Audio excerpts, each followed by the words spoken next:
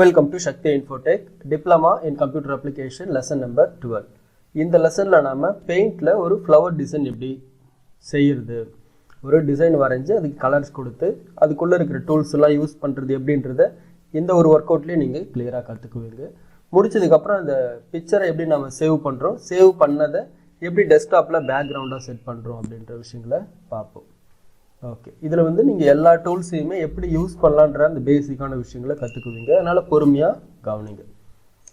Okay, நான் என்ன பண்ணுறேன்னா ஃப்ளவர் டிசைனுக்கு முதல்ல நடுவில் வரக்கூடிய டிசைனுக்கு ஒரு ரவுண்ட் ஷேப் எடுத்துக்கிறேன். ஓகேங்களா, இது மேலே சும்மா அப்படியே லீவ்ஸ் போடுறதுக்காக நான் என்ன பண்ணுறேன்னா இந்த டூலை எடுத்துக்கிறேன். சைஸு மேக்ஸிமம் இந்த அளவுக்கே இருக்கிற மாதிரி வச்சுக்கிட்டு இங்கிருந்து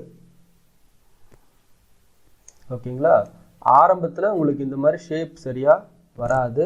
நீங்கள் பொறுமையாக முயற்சி பண்ணாதான் அந்த மவுஸ் கண்ட்ரோல் உங்களுக்கு வந்தால் தான் இந்த டிசைனை கரெக்டாக வரைய முடியும்.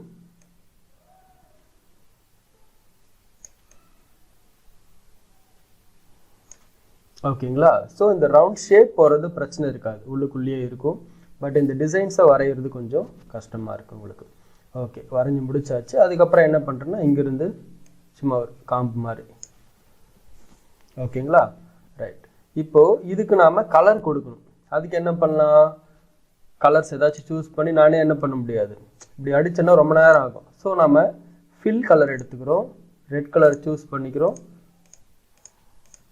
நாலுத்துக்குமே ஃபில் பண்ணிக்கிறோம். சில சமயங்களில் என்ன பிரச்சனை வரும்ன்றதை சொல்கிறேன் கவனிங்க. நாம் வந்து இந்த மாதிரி லைன் போடும்போது இங்கே எங்கேயாச்சும் சின்னதாக ஒரு கேப் இருக்கும், அது நமக்கு தெரியாது. இந்த மாதிரி சின்னதாக கேப் இருக்கும். அப்போ நீங்கள் என்ன பண்ணுவீங்க, இந்த கேப்பை கவனிக்காமல் டக்குன்னு சிகப்பு கலர் எடுப்பீங்க. இங்கே கிளிக் பண்ணும்போது பிரச்சனை இருக்காது, இங்கேயும் பிரச்சனை இருக்காது, இங்கேயும் பிரச்சனை இருக்காது. ஆனால் இங்கே பாருங்கள், கேப் இருக்கும்போது அமுக்குனீங்கன்னா ஃபுல்லாகவே கலர் மாறிடும். அப்போது இந்த பெயிண்ட் பாக்கெட் எப்படி வேலை செய்யும் ஃபில் கலர் அப்படின்னு பார்த்தீங்கன்னா, ஒரு க்ளோஸ்டு சர்க்கியூட்டில் மட்டும்தான் கலரை ஃபில் பண்ணும். அந்த க்ளோஸ்டு சர்க்கியூட்டில் சின்னதாக ஒரு கேப் இருந்தால் கூட என்ன ஆகும், ஸ்பில் ஆகி ஃபுல்லாகவே ஸ்ப்ரெட் ஆகிடும். இந்த மாதிரி வந்துச்சுனாலும் கவலைப்பட தேவையில்லை. கண்ட்ரோல் இசட்டை கொடுக்குறேன். அப்படி இல்லைனா கூட இங்கே இருக்கிற இந்த அன்டோன்னு ஒரு ஆப்ஷன் பார்த்தோம் இல்லைங்களா, அதை ஒரு தடவை ப்ரெஸ் பண்ணிங்கன்னா லாஸ்ட்டாக பண்ண ஆக்ஷன் கேன்சல் ஆகிடும். இப்போ நீங்கள் திரும்ப என்ன பண்ணணும், இந்த கலர் எடுத்துக்கிட்டு மேபி பிளாக் கலரோ ரெட்டோ இருக்கிற மாதிரி வச்சுட்டு இந்த இடத்துல ஜாயின் பண்ணிவிட்டு இப்போ ஃபில் கலர் இப்போ என்ன ஆகும், உங்களுக்கு கரெக்டாக வரும். நடுவில் எல்லோ கலரை ஃபில் பண்ணிக்கிறேன். ஓகேங்களா, இதுதான் வந்து பேசிக்காக வரைகிறதுக்கான ஆப்ஷன். இதே கூட என்ன பண்ணலாம் அப்படின்னா, இதே மாதிரி எனக்கு பக்கத்தில் ஒன்று இருந்தால் நல்லா இருக்கும் அப்படின்னு நினைச்சோம்னா செலக்ட் ரெக்டாங்குலர் செலெக்ஷன். இந்த சமயத்தில் என்ன பண்ணணும், டிரான்ஸ்பரண்ட் செலெக்ஷனை எனேபிள் பண்ணிக்கோங்க. இங்கே ரெக்டாங்குலர் செலெக்ஷன் போட்டு இதை அப்படியே கொஞ்சம் இந்த பக்கம் வச்சுட்டு இப்போ நான் என்ன பண்ணுறேன்னா காப்பி பண்ணிவிட்டு பேஸ்ட்டு இந்த பக்கம் கொண்டு வந்து வச்சுக்கிட்டு இப்போ இதை ரொட்டேட் பண்ணணும், திருப்பணும் இப்படிக்கா.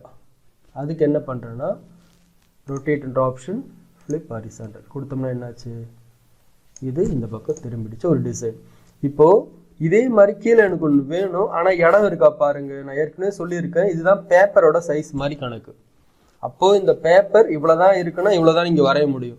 சப்போஸ் அதிகபட்சமான உங்களுக்கு நிறைய இன்னும் கொஞ்சம் டிசைன்ஸ் வரையணும்னு நினச்சிங்கன்னா பேப்பரோட சைஸை இன்க்ரீஸ் பண்ணிக்கணும். அது எப்படின்னா, சின்னதாக ஒரு பாயிண்ட் இருக்குது பார்த்தீங்களா, இந்த எல்லா கார்னர்லையுமே இந்த மாதிரி ஒரு பாயிண்ட் இருக்கும். நீங்கள் அந்த பாயிண்ட்டை கிளிக் பண்ணி நகர்த்துனீங்கன்னா ஷீட் உங்களுக்கு பெருசாகும். அப்போ இந்த வெள்ளை கலர் ஷீட்டு தான் என்ன அர்த்தம், டிராயிங் வரையக்கூடிய இடம்னு அர்த்தம். இந்த இடத்துல என்ன பண்ண முடியாது, டிராயிங் வரைய முடியாது. உதாரணத்துக்கு பாருங்கள், பென்சில் எடுக்கிறேன், கலர் பிளாக்கு, என்ன பண்ண முடியும், இந்த இடத்துல என்னால் எதுவுமே பண்ண முடியாது. ஆனால் இங்கே ஏரியாக்குள்ளே தான் என்ன பண்ண முடியும், கலர்ஸை கொடுக்க முடியும். அதனால் நான் என்ன பண்ணியிருக்கேன், இந்த இடத்த கிளிக் பண்ணி ஷீட்டை கொஞ்சம் பெருசு பண்ணிட்டேன். இப்போ செலக்ட் ரெக்டாங்கிள், இதை அப்படியே கொஞ்சம் மேலே கொண்டு போயிட்டு இப்போ என்ன பண்ணுறேன், காப்பி பேஸ்ட். பேஸ்ட் பண்ணிங்கன்னா காப்பி பண்ணதே அப்படியே வந்துடும். நான் திரும்ப என்ன பண்ணணும், ரொட்டேட்குள்ளே போயிட்டு இப்போ ஃப்ளிப் வெர்டிக்கல்ன்றதை கொடுத்தேன்னா இப்படி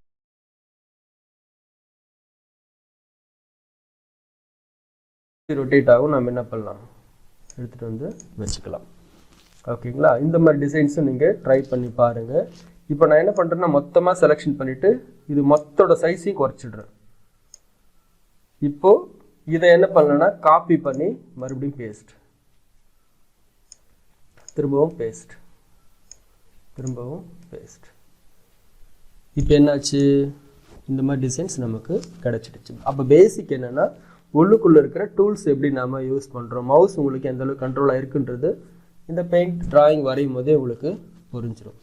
ஓகே, நான் என்ன பண்ணுறேன்னா கண்ட்ரோல் இசட் கொடுத்து அந்த ஃபஸ்ட்டு பிக்சர் ஃபஸ்ட்டு நான் வரைஞ்சேன் இல்லைங்களா, அதுக்கே போயிடுறேன். இப்போ இந்த இடத்துல நான் என்ன பண்ண போகிறேன்னா நிறைய இதே மாதிரி வச்சுட்டு ஒரு பெரிய பூச்செடி வரையணும்னு நினைக்கிறேன் நான்.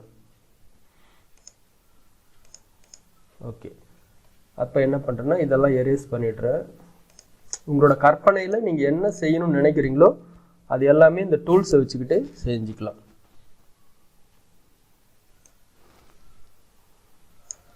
இதை அப்படியே எரேஸ் பண்ணிடுறேன். இதோட சைஸையும் கொஞ்சம் பெருசு பண்ணிக்கிறேன் நான். இப்போ செலக்ட், இதே ஃப்ளவரை கொஞ்சம் சின்னது பண்ணிக்கிறேன். சின்னது பண்ணி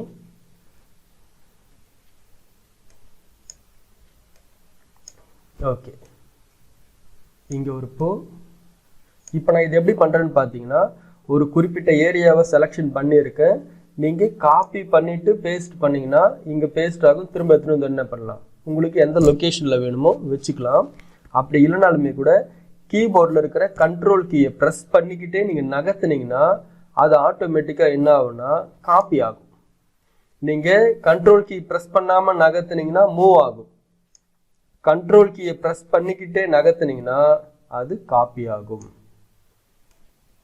ஸோ நீங்கள் என்ன பண்ணலாம், இந்த மாதிரி உங்களுக்கு எங்கெங்கே வேணுமோ அங்கங்கே பூ கொண்டு வந்து வச்சுக்கிறோம். வச்சுட்டு இதோட சைஸையும் கொஞ்சம் பெருசு பண்ணிக்கிறேன். இந்த ஷீட்டோட சைஸு, இந்த பூ டிசைனை கொஞ்சம் இங்கே நகர்த்தி வச்சுக்கலாம்.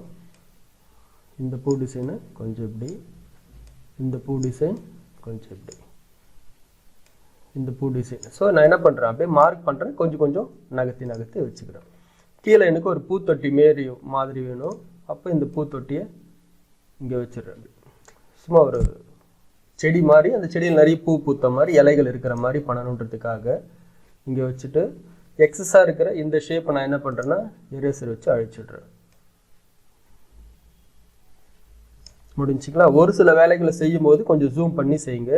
சில வேலைகளுக்கு ஜூம் பண்ணணும் அப்படின்ற கட்டாயம் கிடையாது. ஓகே, இப்போ என்ன பண்ணுறேன்னா இந்த டூல் யூஸ் பண்ணிக்கிட்டு கொஞ்சம் க்ரீன் கலர், இந்த க்ரீன் கலர் சூஸ் பண்ணிக்கிட்டு அப்படியே எல்லாமே ஸ்டெம் மாதிரி வர மாதிரி இங்கே பண்ணிக்கலாம். இது இங்கேருந்து இங்கே, இங்கேருந்து இங்கே, இங்கேருந்து இங்கே.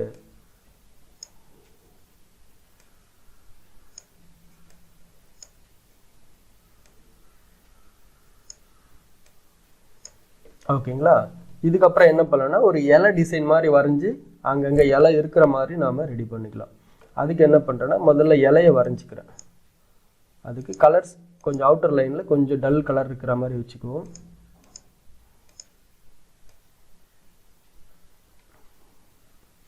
உள்ளுக்குள்ளே கொஞ்சம் டார்க் கலர்.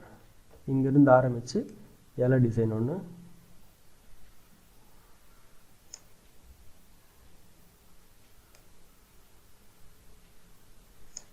இந்த டிசைன் வேண்டாம், இந்த மாதிரி போட்டுக்கோ.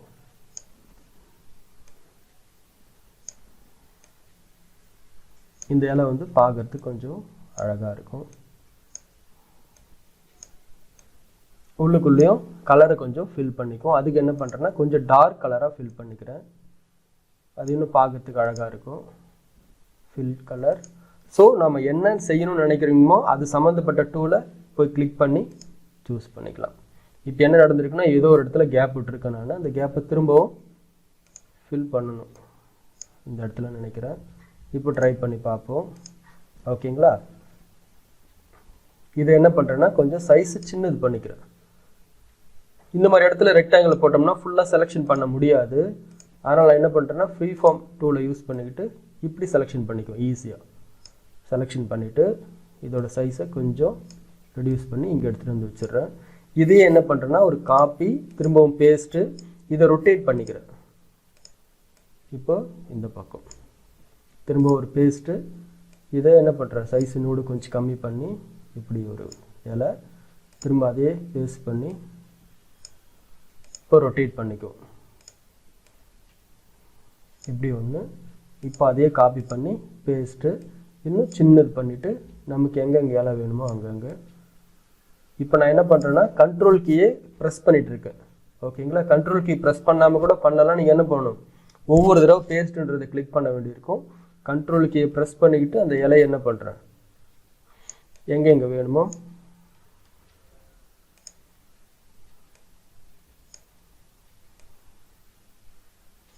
அங்கங்கே முதல்ல ஒரு இடத்துல கொண்டு போய் வச்சுட்டு கண்ட்ரோல் கீ ப்ரெஸ் பண்ணிக்கிட்டு அந்த இலையை அப்படியே நகர்த்தி விட்டுறேன். இப்போ இதையே நான் என்ன பண்ணுறேன்னா காப்பி பண்ணி பேஸ்ட் பண்ணுறேன். இதை ரொட்டேட் பண்ணிக்கும். இந்த பக்கம் இலை வரணும் இல்லைங்களா, ரொட்டேட் இந்த மாதிரி திருப்பிட்டு இப்போ என்ன பண்ணுறேன்,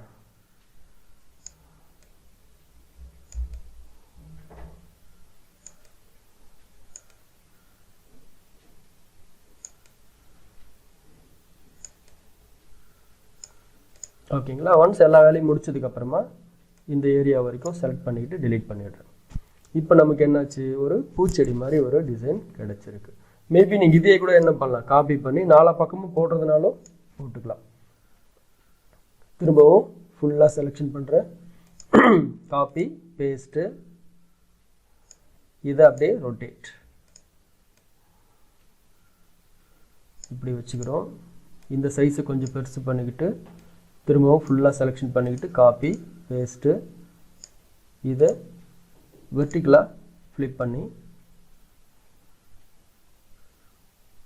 இப்படி வச்சுக்கிறோம்.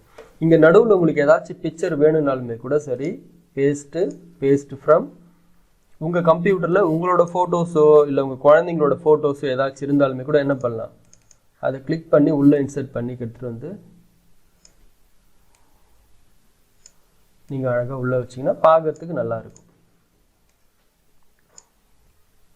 ஓகேங்களா? இதுதான் வந்து சிம்பிளாக டிசைன் பண்ணுறது. இந்த மாதிரி டிசைன் பண்ணுறோம் அப்படின்னா நீங்கள் என்னென்ன டூல்ஸை எப்படி யூஸ் பண்ணணும் அப்படின்ற உங்களுக்கு அந்த நாலேஜ் வரணுன்றதுக்காக தான் இதை சொல்லிட்டு இருக்கேன். ஓகே, எல்லாமே செஞ்சு முடிச்சாச்சு. இதை நான் என்ன பண்ணணும், இப்போது சேவ் பண்ணணும் இல்லைங்களா, அதுக்கு ஃபைலுக்குள்ளே போய்ட்டும் சேவ்ன்ற ஆப்ஷனை கிளிக் பண்ணலாம். இங்கேயும் சேவ்ன்றத ஆப்ஷனை கிளிக் பண்ணலாம் அந்த குயிக் ஆக்சஸ் டூல் பாரில். அப்படி இல்லைனாலுமே கூட கீபோர்டில் கண்ட்ரோல் கீயும் எஸ் கீயும் ப்ரெஸ் பண்ணுறேன். Control S.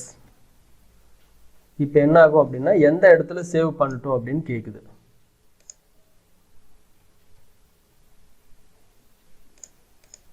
Control S. Okay, ஒரு சில ஆப்ஷன்ஸ் மட்டும் சில சமயங்கள் என்னோட கம்ப்யூட்டரில் மாறி வரும். ஏன்னா ஸ்க்ரீனை ரெக்கார்ட் பண்ணுறதால சம்டைம்ஸ் அந்த ரெக்கார்டை அந்த கீ ஆக்சஸ் பண்ணும்போது வேறு மாதிரி வரும். ஸோ இப்போ நான் என்ன பண்ணியிருக்கேன்னா பெயிண்ட்டுக்குள்ளே கிளிக் பண்ணிக்கிட்டு இங்கே என்ன பண்ணுறேன், கண்ட்ரோல் எஸ் கொடுத்தேன் அப்படின்னா இந்த வரைஞ்சிருக்கிற இந்த பெயிண்ட்டை சேவ் பண்ணிட்டுமான்னு கேட்குது. நான் என்ன பண்ணுறேன், டெஸ்க்டாப்பில் ஜேபேக் அப்படின்ற ஃபைல் நேமில் ஃப்ளவர் அப்படின்ற பேர் கொடுத்து சேவ் பண்ணிக்கிறேன். அப்போ நான் வரைஞ்ச இந்த ஃப்ளவர் டிசைன் என்னாச்சு, டெஸ்க்டாப்பில் ஃப்ளவர் அப்படின்ற பேரில் சேவ் ஆகிருக்கு.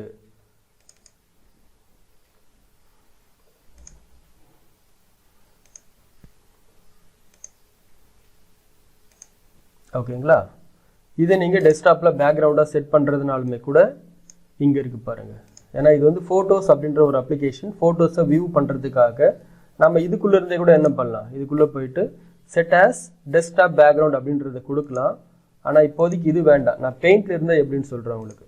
இப்போ நான் பெயிண்ட் ஓப்பன் பண்ணி வச்சுருக்கேன் இல்லைங்களா. இப்போது ஃபைலுக்குள்ளே போயிட்டு செட் ஆஸ் டெஸ்க்டாப் பேக்ரவுண்ட், இதில் ஃபில்லு டைல் சென்டர்னு சொல்லிட்டு 3 ஆப்ஷன். நான் ஃபில் கொடுத்தேன் அப்படின்னா ஒரே பிக்சர் ஃபுல்லாக ஃபில் ஆகும். கவனிங்க,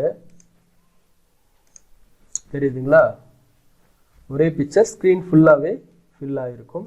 எனக்கு இந்த மாதிரி வேண்டாம், டைல்ஸ் மாதிரி சின்ன சின்ன கட்டமாக வேணும் அப்படின்னாலுமே கூட file set as desktop background டைல்ஸ்ன்ற மாதிரி கொடுத்தீங்கன்னா அது என்ன ஆகும், அந்த ரெசல்யூஷனுக்கு ஏற்ற மாதிரி அது செட் ஆகும். சம்டைம்ஸ் உங்களுக்கு சின்ன பிக்சராக இருந்துச்சுன்னு சொன்னால் உங்களுக்கு குட்டி குட்டியாக ஃபுல்லாக ஃபில் ஆகும். இப்போ என்ன பண்ணுறேன்னா இதே கூட நான் சைஸை ரெடியூஸ் பண்ணுறேன். ரீசைஸ் கொடுத்துட்டு ஒரு 20, இது இன்னமும் ரெடியூஸ் பண்ணணும். ரீசைஸ் இது 30ன்ற மாதிரி கொடுத்துட்டு ஓகே, இதுதான் 100 சைஸில் இருக்குது. இப்போது கண்ட்ரோல் எஸ் கொடுத்து சேவ் பண்ணிவிட்டு ஃபைல், இப்போது set as diagram background tile கொடுக்குறேன். இப்போ தெரியும் உங்களுக்கு. ஓகேங்களா? அப்போது அந்த பிக்சரோட ரெசல்யூஷன் ரொம்ப பெருசாக இருக்கும் பட்சத்தில் ஒரே பிக்சர் தான் தெரியும், நம்ம எதிர்பார்த்த மாதிரி வராது. அந்த பிக்சரோட சைஸை நீங்கள் சின்னது பண்ணிட்டீங்கன்னா என்ன ஆகும்? ரொம்ப ஒரு அழகான ஒரு டிசைனை உங்களால் க்ரியேட் பண்ண முடியும் ஜஸ்ட் ஒரு 10 நிமிஷத்துலேயே. ஓகேங்களா?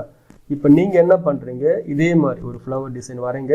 உங்களுக்கு எப்படி விருப்பமாக இருக்கும், அதில் எப்படிலாம் டிசைன் கொடுத்தா நல்லாயிருக்கும், என்னென்ன மாதிரி கலர்ஸ் கொடுத்தா நல்லாயிருக்குன்னு தோணுதோ அது மாதிரிலாம் கொடுத்து அதை சேவ் பண்ணி உங்களோட பேக்ரவுண்டில் டெஸ்க்டாப் பேக்ரவுண்டாக செட் பண்ணிங்கனாலே போதும். உங்களுக்கு அந்த மவுஸ்ன்றது ஓரளவுக்கு ப்ராக்டிஸ் ஆகிடும். ரெண்டாவது, ஒரு அப்ளிகேஷனை எப்படி யூஸ் பண்ணுறோம் அந்த நாலேஜ் உங்களுக்கு வந்துடும். டூல்ஸ் எப்படி ஆக்சஸ் பண்ணுறோம், ஃபைலை எப்படி சேவ் பண்ணுறோன்றது புரிஞ்சிடும். இதை முடிச்சுட்டு வாங்க, அடுத்த லெசனில் வேறு ஒரு ஒர்க் அவுட்டில் மீட் பண்ணுவோம். தேங்க்யூ.